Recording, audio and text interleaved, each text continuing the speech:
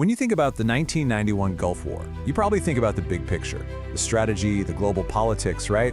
Well, today we're going to look at it from a totally different angle. We're going to tell the story through the steel. That's right, we're diving deep into the arsenals, the actual hardware of both sides. Because when you look at the guns, the tanks, the tech, you start to see this incredible story of two completely different ways of thinking about war. A conflict defined by desert heat and the efficiency of modern steel. Man, that quote just nails it, doesn't it? Because in the Gulf War, the weapons weren't just tools, they were the story. The tech, the thinking behind the designs, the mind-boggling numbers, it all paints this incredibly vivid picture of the two armies that were about to go head-to-head in the sand. Okay, so let's get into it. Section 1, a war of steel. Really, at its heart, this was a clash of doctrines, of military philosophies. And you know, the best way to really get that is to just lay the weapons out on the table, side by side. Because the differences you'll see, they're not just small details. They go right to the core of how each side was built to fight. So here's the fundamental split. You had two totally different armies squaring off in the desert. On one side, you've got the coalition, built around cutting-edge, super specialized tech. A lot of their gear was basically brand new. And on the other side, the Iraqi military. I mean, this was one of the largest armies on the planet, and they were all about sheer, sprawling numbers. It was a massive force with tons of rugged, mostly Soviet-style hardware. It really boils down to that classic matchup, quality versus quantity, precision versus mass. All right, let's kick things off with the coalition's high-tech edge. Their whole approach was built around two key things, standardization and advanced technology. So you're not looking at a random grab bag of gear here. No, this was a fully integrated system of modern weapons, all designed to work together. And here's the kicker. For a lot of this stuff, the Gulf War was its first time in the ring, its first real combat test. And it's kind of wild just how new so much of this stuff was. I mean, the Beretta M9 pistol, it had just replaced the legendary M1911 only a few years before. The M16A2 rifle was a fresh upgrade, specifically tweaked for those long-range shots you get in the desert. And then you have game changers like the AT-4 anti-tank weapon and the M249 SAW. These were basically getting their trial by fire in the Gulf, and they gave the average squad a massive boost in firepower. And this is a perfect example of that focus on specialization. So while the main force was all about standardizing their gear, you had elite units, like the Navy SEALs, who had the green light to pick the absolute best tool for the job, period. And they chose the SIG P226 pistol. Why? Not because it was cheap or looked cool, they chose it because in some of the most brutal reliability tests imaginable, it just worked. It outperformed everything else. And when your life is on the line, that's literally the only thing that matters, right? Okay, now let's flip the script and look at Iraq's sprawling arsenal. This was a completely different way of thinking. This was not about having the latest and greatest tech, it was about one thing, mass. We're talking a huge, incredibly diverse collection of weapons from all over the world, all built on two ideas. Make it simple, make it rugged, and have a lot of it. This chart really tells the story. Just look at how much of a patchwork their arsenal was. I mean, half of it was from the Soviet Union, but then you've got big chunks from China, Yugoslavia, Romania, and even some they made themselves. All those decades of different arms deals created this mix and match inventory. And the big takeaway? A total lack of standardization, especially compared to the coalition.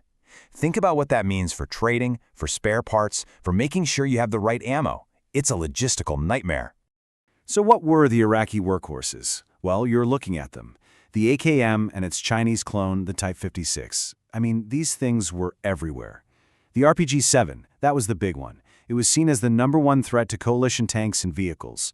And then you had the PKM machine gun. You can already see the pattern here, can't you? Simple, tough as nails, and available in huge numbers. These are weapons built for a massive conscript army. They're easy to learn, and they're easy to keep running, even in the middle of a desert. And just to give you a sense of the sheer scale we're talking about, coalition forces captured hundreds of thousands of Iraqi-made Tabuk assault rifles.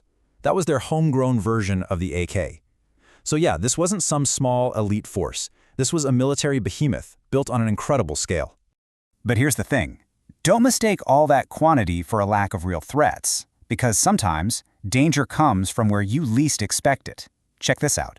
The old Soviet TT-33 pistol, a design that goes all the way back to World War II, was still super common among Iraqi officers, and its zippy, high-velocity round was powerful enough to punch right through the standard-issue body armor that coalition troops were wearing.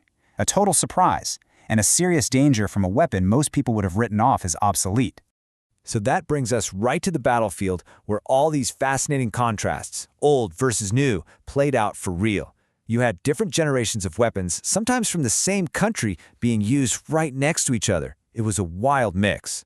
And get this, even the US military was caught in the middle of a major transition.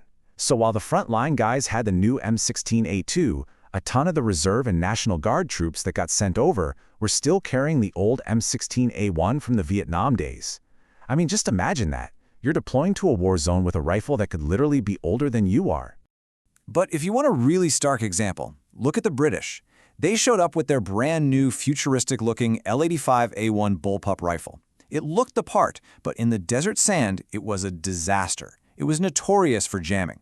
Now, at the same time, some of their reserve guys were still carrying the old L1A1 battle rifle. Yeah, it was heavy, it was kind of old-fashioned, but it was an absolute beast. It was dependable. And the veterans who had carried it for years, they trusted that thing completely.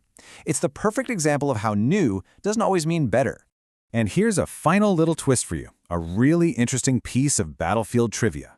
The classic Browning high-power pistol. It was standard issue for the British and a bunch of other coalition forces. But it was also super common in the Iraqi military. Think about that. It's one of the very few weapons in modern history to be used in huge numbers by both sides of a war. Crazy, right? So, we've seen all this tech, all these different philosophies. But in the end, the thing that really decided which weapons worked and which ones failed, it wasn't where they were made or how new they were. The final judge, the one character that had the last word on everything, was the desert. You have to understand, that sand out there, it's like talcum powder. It gets into everything. It was this incredibly unforgiving proving ground that brought out every single strength and every fatal flaw in a weapon's design. Things you'd never see on a clean firing range. The desert was the ultimate test, and believe me, it did not grade on a curve. So, what was the desert's final verdict? Well, here's the scorecard. The British L85A1 rifle? It failed. Big time. The sand, quote, exposed every weakness in its design. But the big Beretta M82 sniper rifle? It became an absolute legend. The Gulf War made its reputation permanent. And the good old AK, the desert sand, it barely slowed it down. No surprise there. Even an old pump-action shotgun, the Ithaca 37, passed the test with flying colors, because its seal design meant, simply, sand could not enter the action. So you see, the Gulf War was so much more than just a conflict. It was a real-world laboratory.